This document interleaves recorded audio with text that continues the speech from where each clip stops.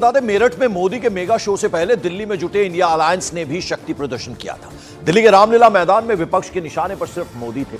28 दलों के दिग्गज नेताओं ने बारी बारी से मोदी के खिलाफ हल्ला बोला।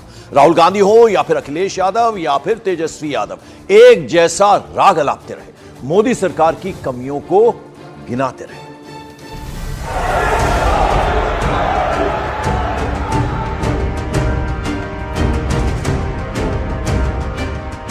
लोकसभा का चुनाव है।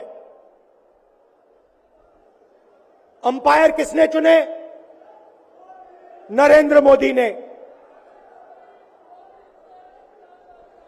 हमारी टीम में से मैच शुरू होने से पहले 2 खिलाड़ियों को अरेस्ट करके अंदर कर दिया।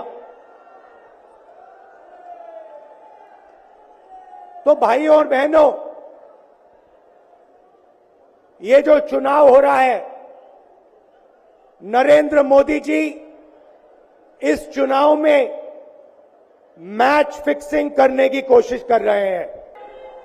तो इस मैदान से ये ऐलान होने जा रहा है कि हुक्मरान जो दिल्ली में बैठे हैं वो अब ज्यादा दिन रुकने वाले नहीं हैं। और आप लोगों ने गोविंदा का फिल्म का एक गाना सुना होगा कि तुम तो धोखेबाज हो, वादा करके भूल जाते हो। रोज रोज मोदी जी तुम ऐसा करोगे, रोज रोज मोदी जी तुम ऐसा करोगे, जनता जो रूठ गई तो हाथ मलोगे। अरे तुम तो धोखेबाज हो, वादा करके भाग जाते हो। विपक्ष के तीखे हमलों को नरेंद्र मोदी ने मेरठ में धुआं कर दिया। मोदी ने जब मंच संभाला और रॉ में आए तो इंडिया अलायंस पर करारा प्रहार किया। बड़े बड़े भ्रष्टाचारी आज सलाखों के पीछे हैं।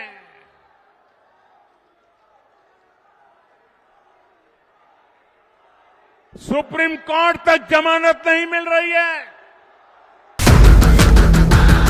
दिल्ली से महज 100 किलोमीटर दूर मेरठ में मोदी गरज रहे थे। विपक्ष के एक एक सवाल पर जवाब दे रहे थे। मोदी ने मेरठ को ही चुनावी प्रचार के आगाज के लिए क्यों चुना? क्या है मेरठ का मोदी से अजब कनेक्शन? इसे भी अब जानिए। मेरठ से चुनावी आगाज मोदी के लिए लकी है। पहली बार प्रधानमंत्री पद का उम्मीदवार चुने जाने के बाद से मोदी ने मेरठ से ही चुनावी प्रचार शुरू किया था।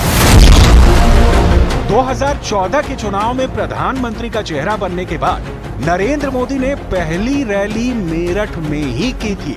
इसके अलावा 2019 के चुनाव में भी प्रधानमंत्री मोदी ने मेरठ से ही शंखनाद किया। 2024 में क्रांति की जमीन से ही मोदी ने चुनाव का अद्भुत माहौल बना दिया। मेरठ की इस धरती के साथ ही मेरा कुछ अलग ही रिश्ता है। 2014 में और 2019 में मैंने अपने चुनाव अभियान की शुरुआत यहीं मेरठ से की थी। एक बार फिर से 400 पार। इसी मिशन के लिए बीजेपी चाहती है कि पश्चिमी उत्तर प्रदेश की सभी 14 सीटों को जीता जाए। यही कारण है कि बीजेपी जयंत चौधरी को साथ लेकर चल रही है, क्योंकि ये सब जानते हैं कि जाट वोटर्स का पश्चिमी उत्तर प्रदेश में कितना दबदबा रहा है। 18% दबदबा जो है जाट वोटर्स का रहा है, इतनी उनकी आबादी है। इसीलिए बीजेपी चाहती है कि जाट वोटर्स एक मुश्त एनडीए को मिले।